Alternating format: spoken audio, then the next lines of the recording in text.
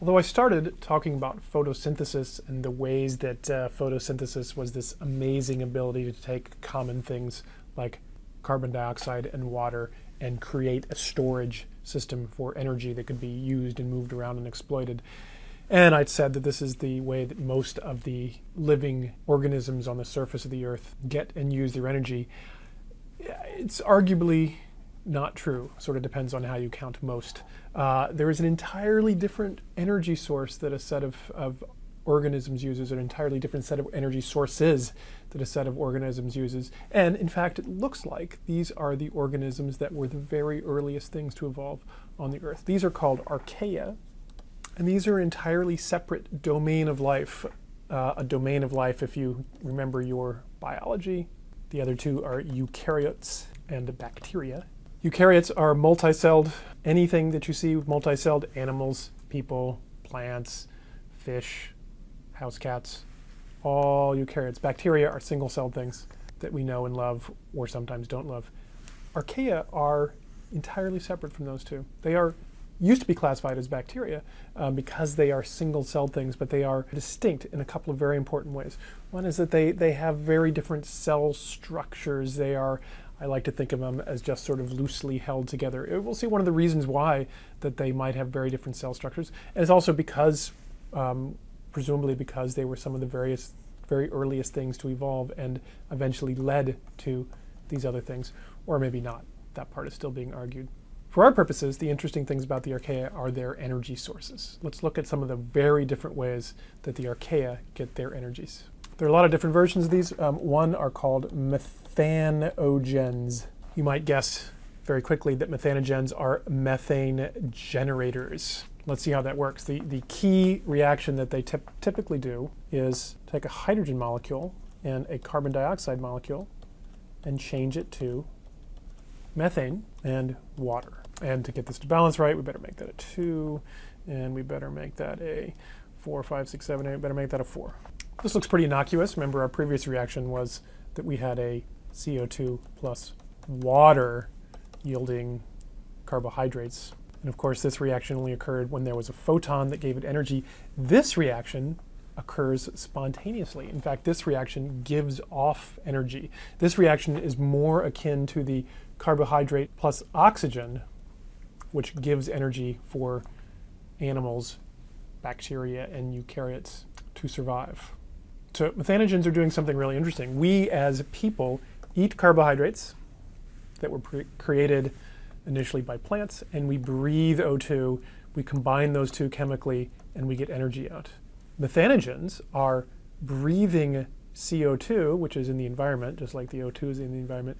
They are eating or harvesting or something H2, hydrogen gas, combining those and getting energy. Now, the obvious objection is, well, if you can just combine H2 and CO2 and get energy, then that's a reaction that will just occur. So there's no way that this methanogen can do it itself. So the methanogen has to build an apparatus that carefully harvests the H2 and harvests the CO2, combines them together, makes the energy, and then it gets the energy directly from there. Now, what it doesn't get, the nice thing about carbohydrates is that it made not just a storage system for the energy, we could move the energy around. Carbohydrates also allowed you to build big structures, starches, celluloses.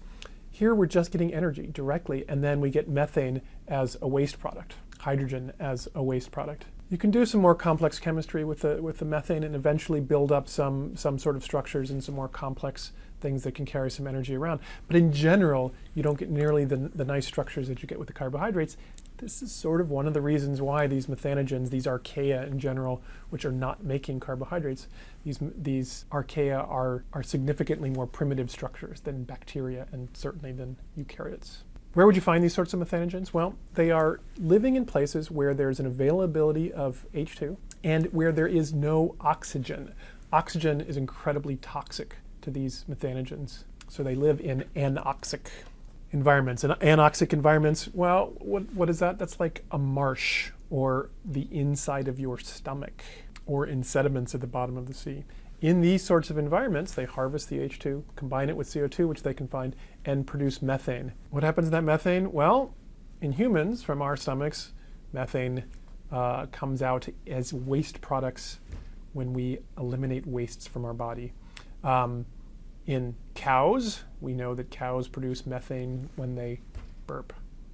Methanogens are one of the key archaea that live in these anoxic environments, and so the presence of abundant methane in bogs from swamps, in cows, in our stomachs is a clear signature of metabolism taking place in an anoxic environment. This general idea of taking chemicals and combining them to get energy as opposed to using the sunlight is called chemosynthesis. And this is just one of the many pathways that you can create energy directly out of the chemicals in the environment around you.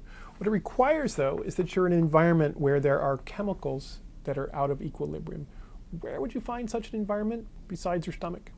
One classic location is at the spreading centers between two plates. As they move apart, the two plates spread apart, hot magma is drawn up closer to the surface, and as the seafloor spreads, new seafloor is made here as the magma cools, and there are cracks. In these cracks, seawater flows down into the subsurface, and that seawater is mixed with hot fluids here, get very hot water. It dissolves the rock that's at the bottom here, and you get all sorts of important metals and chemicals that then coming out as the water gets heated and comes streaming out through here into these very hot regions. These are called smokers, black smokers or white smokers, depending on how they actually look when you see them. I'll show you some pictures here in a minute, where you have superheated water coming out, and the superheated water is saturated with chemicals that you might be able to use to form life. Here's a whole list of some of these chemicals that you might see in through here.